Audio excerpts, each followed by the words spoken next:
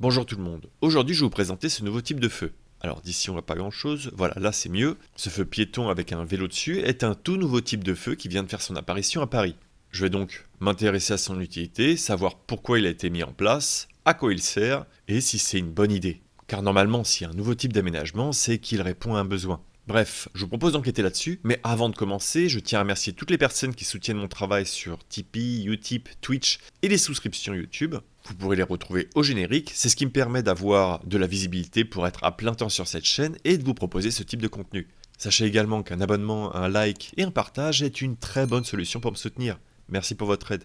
Allez, on est reparti. Alors avant de parler de l'implantation du feu en lui-même, on va chercher d'où il vient. Je peux retrouver la trace des premières expérimentations de ce feu à Strasbourg. C'est un petit peu la ville française qui est le laboratoire de l'urbanisme cyclable. On avait pu d'ailleurs y retrouver les premiers M12 qui venaient également de là-bas. Je vous laisse revoir la vidéo qui en parlait. Et j'ai donc pu me balader virtuellement dans cette ville pour observer plusieurs de ces feux. On peut voir par exemple que celui-ci est en continuité d'une piste bidirectionnelle qui est sur le trottoir, qui longe un passage piéton, et que la traversée est assez petite, elle fait à peu près 10 mètres. Alors pour mesurer ce type de distance, c'est pas au doigt mouillé, soit on peut compter le nombre de bandes au niveau du passage piéton. Ici il y a 8 bandes, et vu qu'elles sont normées, on sait que ça fait à peu près 8 mètres, plus la distance pour arriver au feu, ça fait environ 12 mètres. Et on peut également le faire via un outil sur Google qui permet de mesurer la distance. Alors bien sûr, si je prends le temps de vous expliquer tout ça, c'est que ça va avoir son importance. On peut également voir cet autre feu. Ici, la piste cyclable est une voie verte et pareil, elle traverse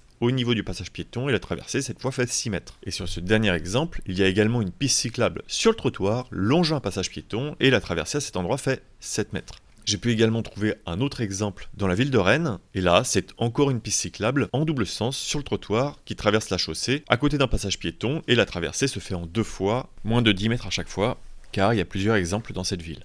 Bon, maintenant qu'on a eu ces différents exemples, on va essayer d'en dégager les points communs. Dans un premier temps, ces pistes cyclables se trouvent toutes sur le trottoir. La traversée s'effectue à côté du passage piéton, et donc contiguë à celui-ci. Je n'ai pas choisi le mot par hasard, vous verrez. La traversée de la chaussée à chaque fois est petite, environ 12 mètres au maximum dans les exemples. Et enfin, il n'y a pas de feu de circulation proche de la piste cyclable, qui pourrait potentiellement créer des quiproquos. Alors ça, c'est ce qu'on observe dans la pratique, mais dans la théorie, cet aménagement fait suite à une règle du code de la route que j'avais déjà pu aborder dans la vidéo Le code du cycliste, à cet endroit-là, qui est l'article R412-30 et qui dit que lorsque la piste cyclable traversant la chaussée est parallèle et contiguë à un passage réservé aux piétons dont le franchissement est régulé par un feu de signalisation lumineux, tout conducteur empruntant cette piste est tenu, à défaut de signalisation spécifique, c'est-à-dire à défaut de feu cycle ou de feux de circulation, de respecter les feux de signalisation réglant la traversée de la chaussée par les piétons, c'est-à-dire de respecter les feux piétons. Donc, même en l'absence de ce nouveau feu, la règle s'appliquait déjà ici. Ce nouveau feu vient donc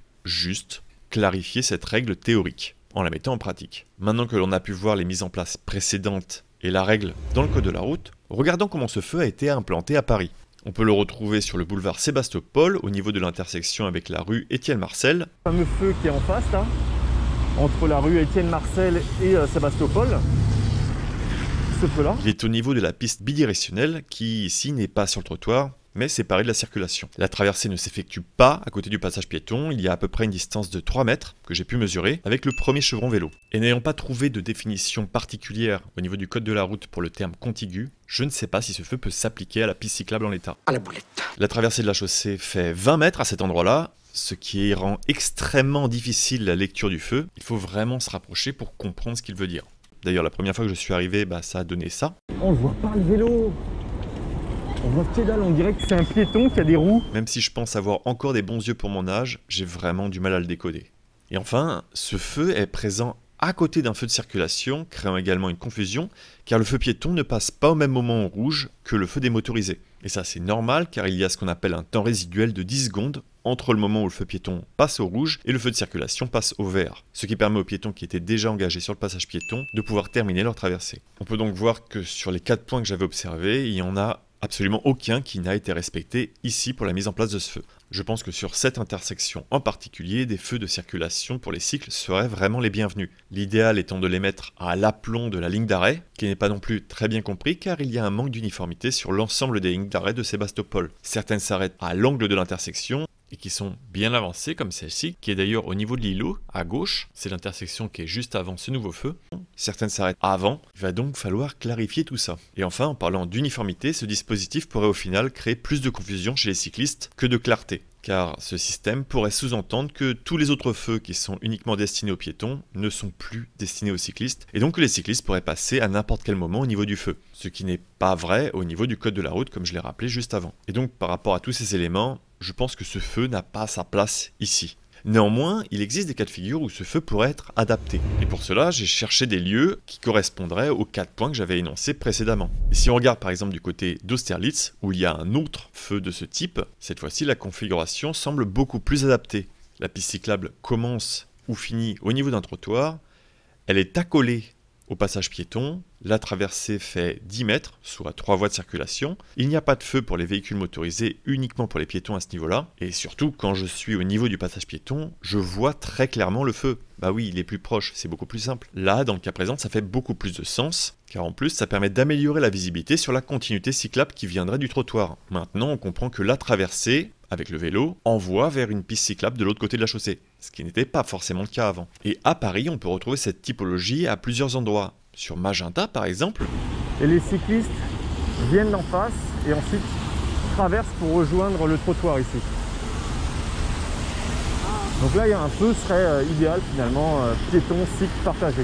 Et finalement, toute autre situation qui ressemblerait aux 4 points précédemment évoqués. Néanmoins, il est important de soulever que ce feu est une aberration, car il considère le cycliste comme un piéton. Il met en avant qu'ici, il y a un problème au niveau de l'urbanisme, que les piétons et cyclistes sont mélangés au même endroit. Dans l'idéal, et pour limiter les conflits, il est important de séparer les piétons des cyclistes. J'espère vraiment que Paris évitera de tomber dans cette solution de facilité qui est de mélanger les cycles et les piétons, et mettra en place des feux vraiment adaptés, pour que le vélo soit enfin considéré comme un mode de transport à part entière. J'espère que vous avez apprécié ce sujet. N'hésitez pas à me partager votre avis, surtout s'il est différent du mien. Bon, bien sûr, dans le respect, car il est très intéressant de débattre en commentaire. Ça permet de faire avancer les choses. Vous pouvez également partager cette vidéo pour avoir d'autres avis et la liker, ça permet d'aider le référencement. Merci encore à toutes les personnes qui soutiennent mon contenu sur Utip, Tipeee, Twitch et YouTube, que vous pouvez voir au générique, et également aux relecteurs, qui vous permettent d'avoir cette vidéo sans aucune faute. Je vous dis à bientôt pour de prochaines vidéos, et bonne route! Bonjour madame. Est-ce que vous arrivez à voir ce qu'il y a sous le petit piéton là-bas? Oui. Hein, Ouais. vous savez ce que c'est? Bah oui, j'observe parce que je prends tous les jours, c'est pour passer à vélo ou piéton. Et vous trouvez que c'est plus utile maintenant, que c'est plus pas, clair? Ouais, je trouve que c'est un peu plus clair. Au moins, on peut passer en même temps que les piétons. Ok, mais avant c'était déjà le cas. C'était pas notifié, donc il y en a un carrefour un peu plus loin où on doit passer avec les piétons. Comme il n'y a rien notifié, les vélos passent et ils nous coupent la route alors qu'ils devraient s'arrêter. Ouais, c'est le cas sur tous Sébastopol. Voilà, en fait. c'est ça. Ouais, tout à fait. Mais je suis vos vidéos. Ah, ça, Ouais, ça m'aide pas pour vraiment. Ça m'aide pas. Je reconnais avec les masques. Ah, génial. Donc voilà. Mais, justement, je vais faire un sujet sur ce feu-là. Moi, de mon point de vue, je pense qu'il serait plus intéressant de mettre un feu ça, ici. c'est sûr. Voilà, ça, c'est sûr. De toute façon, là, combien de fois le matin, je me dis, mais le prochain qui regarde, alors peut-être pas celui-là, mais il y en a un autre. Et là, il n'y a rien de noté, tout à fait, il n'y a pas de pointillé sur le sol, et les vélos tracent, et des fois c'est ouvert. Moi, je me suis fait attraper plusieurs fois. Bon, bonne route, madame. Bonne Bonne journée.